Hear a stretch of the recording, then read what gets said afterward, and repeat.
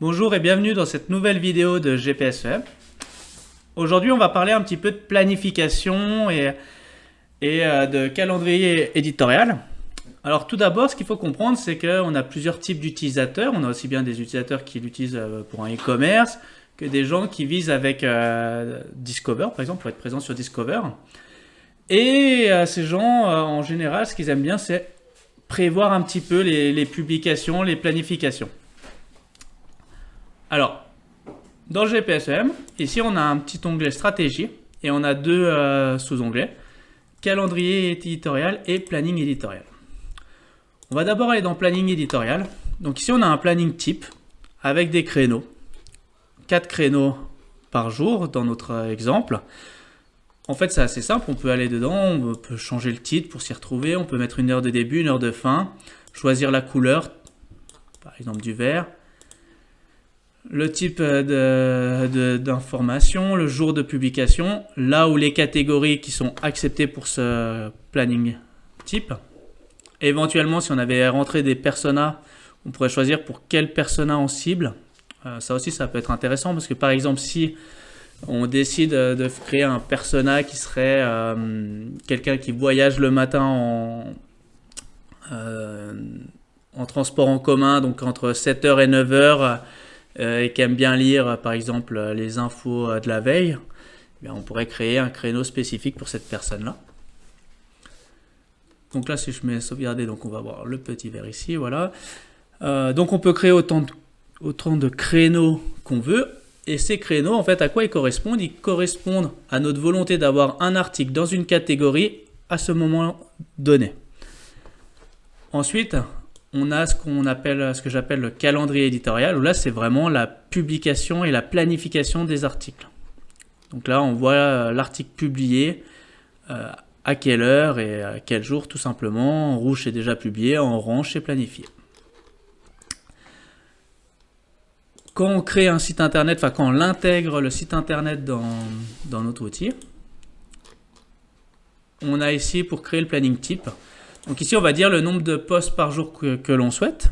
On va dire les jours concernés, l'heure de début et l'heure de fin, les catégories. Donc là, on a deux façons de faire. Soit on fait, par exemple, le lundi, tous les jours de 7h à 9h, on veut l'actu. On va le faire ici, on va dire un post par jour. On sélectionne tous les jours, on va mettre 7h à 9h. Comme ça. Voilà, hop. Et on va dire, par exemple, que ce que je veux, c'est l'actu.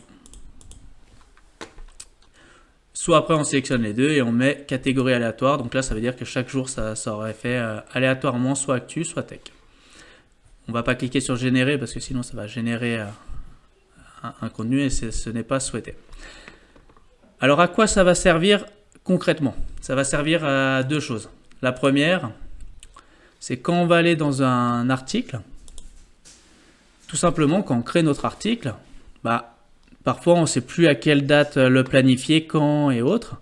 Et bien ici, on a un petit bouton trouver le prochain créneau disponible. Et si on clique dessus, tout simplement, ça va aller chercher dans notre base de données tous les articles qui sont déjà planifiés, voir si selon la catégorie, donc ici sélectionner, voir si on a, voir à quel moment cette catégorie doit être publiée prochainement. Autre chose qui est assez cool. Pareil, on n'ira pas au bout parce que sinon ça va créer plein d'articles. C'est qu'ici, on peut très bien aller importer un import de CSV de SEMrush pour un concurrent SEO.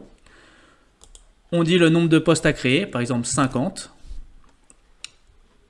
Et on génère. Et là, qu'est-ce qui va se passer? En fait, il va aller prendre les URL ayant le plus de volume de recherche. Il va aller prendre l'information sur le site internet et il va regarder dans quelle catégorie il peut placer cet article, automatiquement bien sûr, et selon la catégorie, il va trouver le premier créneau disponible. Donc si c'était une actu tech, il va aller regarder, ok, c'est que les lundis matin par exemple, et il va avancer dans le temps et du coup ça permet de créer des plannings, on va dire, assez complets. Attention quand même, il faut que les catégories du coup ça matche avec le concurrent que vous importez, sinon forcément ça donnera pas grand chose.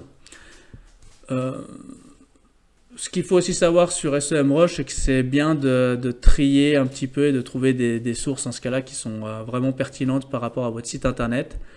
Vous pouvez aussi par exemple aller dans un gros site internet et filtrer avec une catégorie vraiment spécifique et avec des mots-clés très spécifiques de cette catégorie. Comme ça, vous aurez vraiment des sujets qui intéressent et qui sont pertinents.